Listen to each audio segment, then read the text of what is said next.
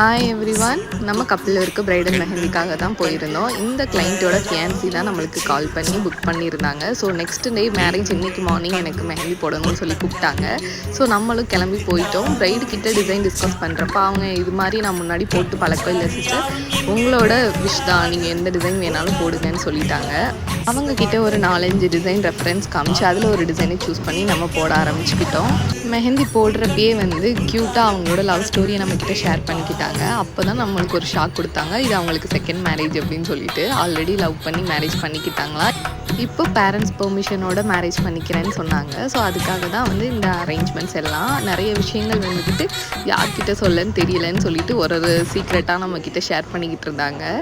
ரொம்ப க்யூட்டான மெமரபிளாகவும் இருந்துச்சு இந்த மெஹந்தி செஷன். இதே மாதிரி அஃபோர்டபுள் காஸ்ட்டுக்கு நீங்களும் உங்கள் ஸ்பெஷல் டேயில் மெஹந்தி போட்டுக்கணும்னா நம்ம எம்ஜிஎஸ் மெஹந்தி ஸ்டுடியோ மறக்காமல் ஃபாலோ பண்ணிக்கோங்க. டாடா, பை பை.